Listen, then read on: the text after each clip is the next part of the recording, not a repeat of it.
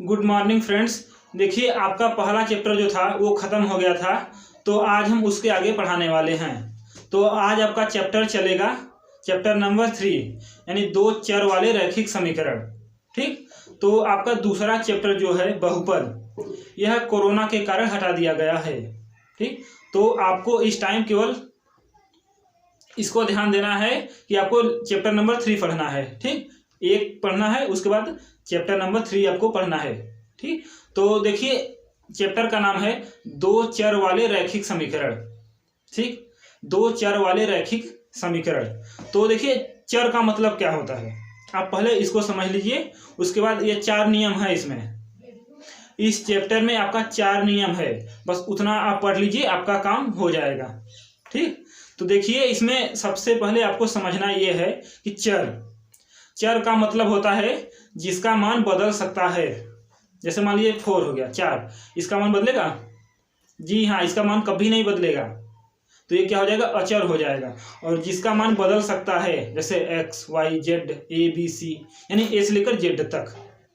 ठीक, जिसका मान बदल सकता है, यानी कि आपने कोई सवाल लगाया उसमें एक्स था और आपने सवाल लगाया तो एक्स का मान कुछ और आया, आपने कोई दूसरा सवाल लगाया तो उसमें एक्स का मान कुछ और आया, तो यानी कि एक्स का मान बदल गया। जब ये भाई सब बदल गए तो ये क्या हो जाएंगे, चर हो जाएंगे। ये क्या हो जाएगा, चर हो जाएगा।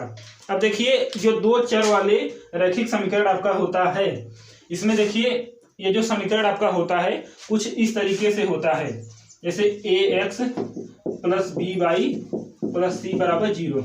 ठीक, इस तरीके का आपका समीकरण दिया गया होता है। जैसे यहाँ पर ए का मान 0 नहीं होना चाहिए और बी का मान भी आपका 0 नहीं होना चाहिए, लेकिन सी आपका 0 हो सकता है। ठीक, तो इस तरह से ये समीकरण हो गया। ये कौन सा समीकरण हो गया, रैखिक समीकरण। ठीक, यानी यहाँ पर ए और बी इसको अचर माना गया है। अचर का मतलब कि कोई न कोई मान इसका दिया रहेगा, इसका मान दिया रहेगा, ए बी का मान दिया रहेगा। जैसे आपको अगर यहाँ ना समझ में आए तो आप देखिए, जैसे अगर हम कह दें 4x plus 3y plus 7 equal 0।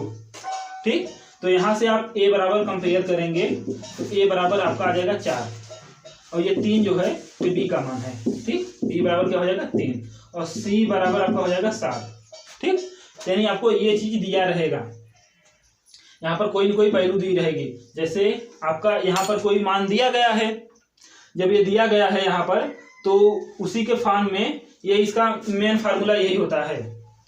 किसका, रैखिक समीकरण का मेन फार्मूला यही होता है, यानी कि ऐसा ही रहेगा।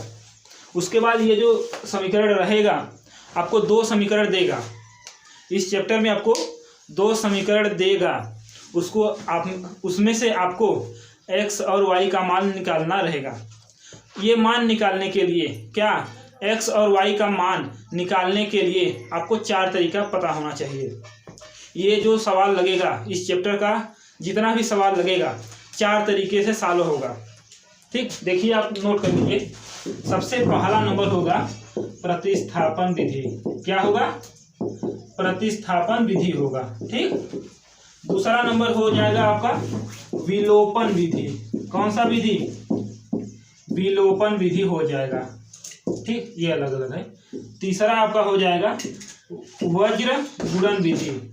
क्या होगा आपका, वज्र गुणन विधि। और चौथा आपका होगा आलेखन विधि। कौन सा विधि, आलेखन विधि। इसी को कहा जाता है ग्राफीय विधि। कौन सा विधि, ग्राफीय विधि कहा जाता है। ठीक, आलेखन विधि या ग्राफीय विधि। इसमें क्या क्या है, ध्यान से एक बार फिर से देख लीजिए। प्रतिस्थापन विधि, दूसरा नंबर विलोपन विधि, तीसरा नंबर वज्र गुणन विधि और चौथा नंबर आलेखन विधि। आलेखन को क्या कहेंगे, आलेखन को बोलेंगे ग्राफीय विधि। यानी आलेखन और ग्राफीय दोनों एक ही लोग हैं, यानी एक ही नियम का वही नाम है। ठीक, जैसे आपका कोई नाम हो जाएगा, घर का नाम कुछ और होगा, आधार वाला कुछ हो गया और मार्कशीट वाला कुछ हो गया, यानी इस तरीके से कई नाम हो जाता है ना जी। तो इसी तरीके से ये जो विधि है, ये विधि आलेखन विधि या ग्राफीय विधि एक ही नाम है। ठीक, अब हम आपको एक एक करके सवाल बताने वाले हैं कि ये जो नियम है इसका यूज कहाँ होगा। आपसे क्वेश्चन पूछेगा, आपसे 2 समीकरण दे देगा। जब 2 समीकरण दे देगा तो उसमें आपको कहेगा कि इसको प्रतिस्थापन विधि से हल कीजिए, या विलोपन विधि से हल कीजिए, या ग्राफीय विधि से हल करिए, या आलेखन विधि से। आलेखन और ग्राफी एक ही होता है ना। और एक और पूछता है वज्र गुणन विधि से। ठीक, यानी ये 4 नियम होता है और आपको क्वेश्चन किस तरीके से सॉल्व करना है अब आप इसी को देखिएगा। ठीक, मान लीजिए आपको 2 समीकरण दे दिया। ठीक, 2 समीकरण दे दिया तो उसके बारे में हम बता रहे हैं। ठीक, आप इसको नोट कर लीजिए। ये जो 4 नियम है ना, आप इसी को पहले नोट कर लीजिए। बस यही आपको पढ़ना है, इसके अलावा कुछ नहीं पढ़ना है। ठीक, आप नोट करिए पहले इसको। देखिए आपका पहला क्वेश्चन बोर्ड पर लिखा है। इसमें आपको 2 समीकरण दिया है और उसमें आपको x और y का मान निकालना है। ठीक, इसमें सबसे पहले आप ध्यान दीजिएगा, प्रतिस्थापन विधि से आपको सवाल को सॉल्व करना है। अब प्रतिस्थापन का मतलब ये होता है ना, ये आपका समीकरण है 7x - 15y = 2 हो जाएगा, 2 दिया है। उसके बाद x + 2y = 3 दिया है। आपको ये सवाल दिया गया है, इसको आपको प्रतिस्थापन विधि से हल करना है। हल करने का मतलब कि x और y का मान आपको निकालना है। तो प्रतिस्थापन का मतलब होता है एक समीकरण से x या y का मान निकालिए और दूसरे में रख दीजिए। ठीक, इसको हम मान लेते हैं इक्वेशन नंबर 1 और इसको मान लेते हैं इक्वेशन नंबर 2। ओके, अब आप क्या करिए, समीकरण 2 से, कहाँ से, समीकरण 2 से आप देखिएगा, समीकरण 2 आपका यही दिया है ना जी। अब 2y है, उसको बराबर के उस पार ले जाइए तो 3 - 2y आपका हो जाएगा। इतना क्लियर? क्या हो जाएगा, x इक्वल हो जाएगा 3 - 2y। इसको आप मान लीजिए समीकरण 3। आप क्या कर लीजिए, ये समीकरण 3 आप इसको मान लीजिए। ठीक, जब समीकरण 3 हो जाएगा तो आप देखिएगा x बराबर 3 - 2y, यानी यही जो है समीकरण 2 में रखने पर, कहाँ रखने पर, समीकरण 2 में रखने पर कोई दिक्कत, समीकरण 2 में रखना है बस। देखिए अच्छा, यहां से अब देखिए समीकरण 2 कहाँ है, ये है x प्लस, नहीं 1 में रख दीजिए, 1 में रखना पड़ेगा, 2 में नहीं रखना, 1 में। तो यहां से हो जाएगा आपका 7x - 15y = 2। ये आपका वैसे ही दिया है, ये आपका जो दिया है समीकरण पहला वही हमने लिखा हुआ है। अब देखिए जहां x है वहां पर क्या रखना है, ये ध्यान से देखिएगा, यही रखना है, x = 3 - 2y। जहां x है 7 यहाँ है, x यहाँ है, तो 3 - 2y, ये कोष्टक आप लगा दीजिएगा, -15y = 2 = 2। अब देखिए ये मल्टीप्लाई करेगा, 7 3 जा 21 -7 2 जा 14 और y है -15y = 2। आपको जैसा दिया था हमने वैसा ही किया है, केवल इसका अंदर मल्टीप्लाई किए हैं। देखिए यहाँ पर y है, यहाँ पर y है, ये भी माइनस में, ये भी माइनस में, तो माइनस और माइनस क्या होगा, आपस में जुड़ जाएगा। तो देखिएगा ये 5 + 4 ये हो जाएगा 9 और 1 1 2 हो जाएगा 2, ये माइनस, ये y बराबर 2। अब ये क्या है, प्लस में है, अब इसको बराबर के उस पार ले जाइए तो हो जाएगा -21। क्या हो जाएगा, -21। ये हो जाएगा -29y = हो जाएगा, ये घटा दीजिए आप, 19 बचेगा, क्या बचेगा, -19। अब ये y बराबर हो जाएगा -19 बटा -29, माइनस माइनस आप कटा दीजिए तो y का मान आ जाएगा आपका y का मान आएगा 19 बटा 29। क्या आएगा आपका, एक आंसर आ गया, एक आंसर आ गया ना जी। y बराबर -29, सॉरी y बराबर 19 बटा 29। ठीक, आई होप कि आपको दिख रहा होगा, y का मान आ गया। अब देखिए y का मान जो है, जो y का मान आपका है y का मान समीकरण 2 में आप रख दीजिए। 2 में रखने पर, क्या करने पर? समीकरण 2 में रखने पर। आपका समीकरण 2 क्या है? x + 2y = 3, यही है ना जी। यहां से देखिए तो y का मान क्या निकला है? 19/29। तो x बराबर हो जाएगा x + 2 × 19/29 = 3। ठीक, तो यहाँ से आपका हो जाएगा x, ये क्या होगा? गुणा कर लेगा। 19 × 2 = 38, ठीक, अपान 29 = 3। तो x बराबर हो जाएगा 3 - 38/29। ठीक, आप इसी को सॉल्व कर दीजिए, आपका आंसर आ जाएगा। देखिए ये बटा 1 है, अब इसका एलसीएम लेके फटाक से हल कर दीजिए। तो ये हो जाएगा x = 29, ये 3 से मल्टीप्लाई करेगा तो हो जाएगा 3 × 9 = 27, 7 हो जाएगा, कैरी 2 होगा, और 3 × 2 = 6, और 6 और 2 हो जाएगा 8 हो जाएगा, यानी 87 - 38। ये आपका इक्वल हो जाएगा, ये 7 में से 8 गया नहीं जाएगा तो ये कैरी ले लेगा, तो ये हो जाएगा 17 में से 9 गया, 8 गया, 9 हो जाएगा। ठीक, अब ये 7 बचेगा, 7 में से जब 3 जाएगा आपका तो हो जाएगा 4 हो जाएगा, 4 हो जाएगा, ये 29। यानी x का मान क्या आया? x का मान आपका आया, यहाँ देख लीजिए, x बराबर आपका 49/29, ये आपका आंसर हो जाएगा। ठीक, तो x का मान क्या आया? 49/29, और y का मान क्या आया? 19/29, यही आपका आंसर होगा। ठीक, आई होप कि आपको ये क्वेश्चन समझ में आया होगा। आप एक बार फिर से देख लीजिए, ये पहला नंबर, दूसरा नंबर, ये समीकरण आपको दिया था। ठीक, हमने समीकरण 2 से x का मान हमने निकाल लिया, x का मान हमने पक्षांतर करके निकाल लिया।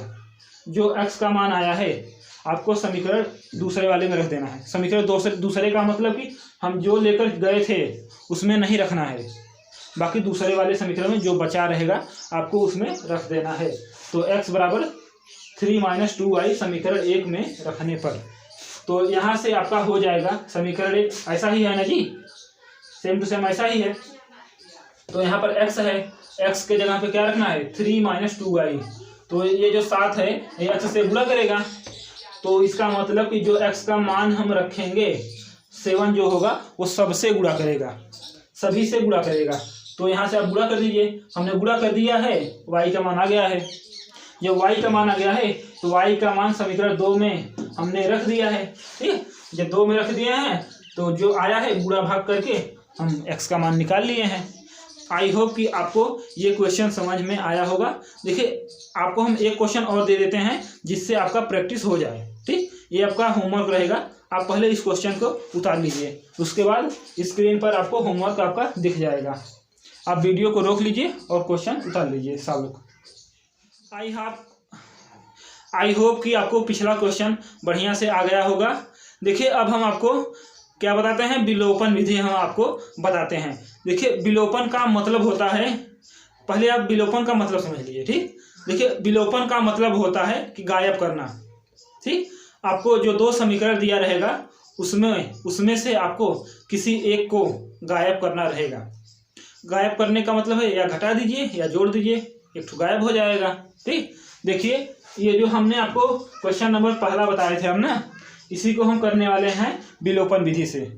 और आपके बगल में ये क्वेश्चन और है, इसको भी हम आपको विलोपन विधि से लगा देंगे, तो आपका डाउट क्लियर हो जाएगा। देखिए पहले आप इसी को समझ लीजिए, ये समीकरण 1 है, समीकरण 2 है।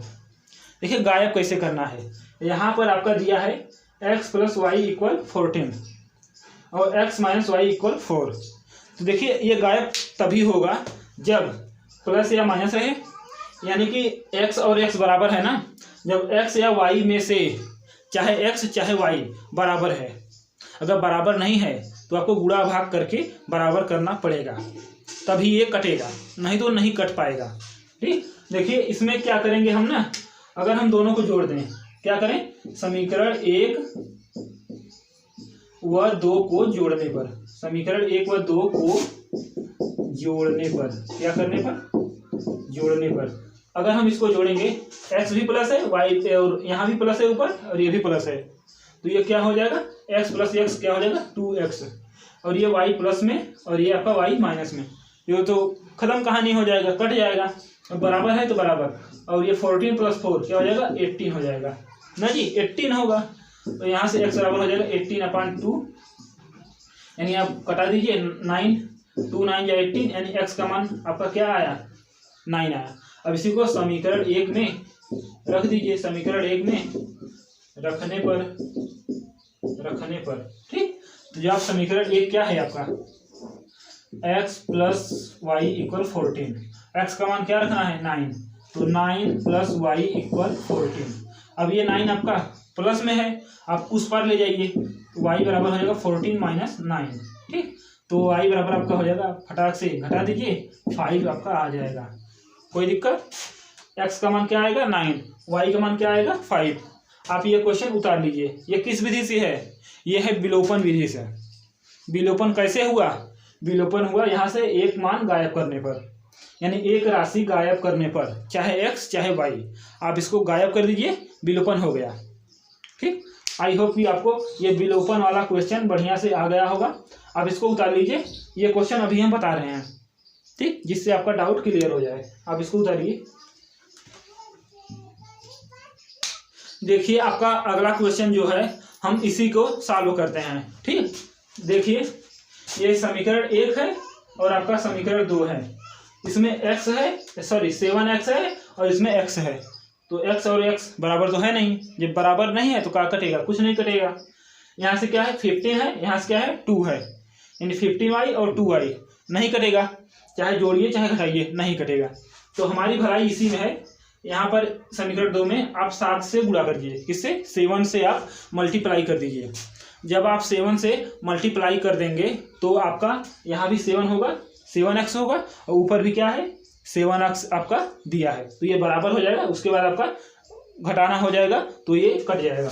देखिए समीकरण 2 में 7 से गुणा करने पर, क्या करने पर, समीकरण 2 में 7 से गुणा करने पर, जब गुणा होगा तो दोनों तरफ होगा ठीक, तो हो जाएगा 7 गुणा, ये हो जाएगा x प्लस 2y बराबर होगा 0 गुणा 7, नहीं सॉरी 3 है 3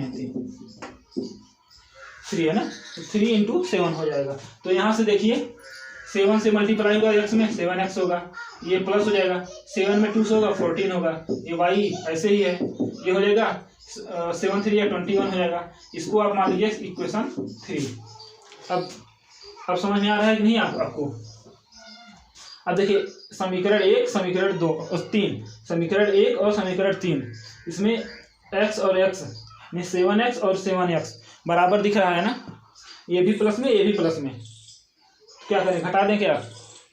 देखिए अगर हम इसमें से इसको घटा देंगे, समीकरण 1 में से समीकरण 3 को अगर हम घटा देंगे तो x वाला जो है ये फटाक से कट जाएगा ठीक। देखिए समीकरण 1 में से समीकरण 2 को घटाने पर ना जी, तो यहाँ 7x minus 15y equal to, और ये हो जाएगा 7x प्लस 14y इक्वल 21 ठीक।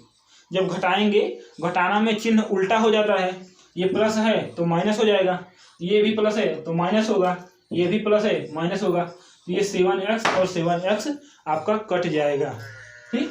और यहाँ से माइनस 15y और माइनस 14y आप जोड़ दीजिए, माइनस 29y इक्वल हो जाएगा, ये 2 है ये 21 है, ये माइनस में और ये प्लस में, तो आप माइनस वाले में से प्लस वाले को घटा दीजिए, तो आ जाएगा -19, y बराबर हो जाएगा -19 बटा -29, तो y का मान आपका हो जाएगा 19 बटा 29 ठीक।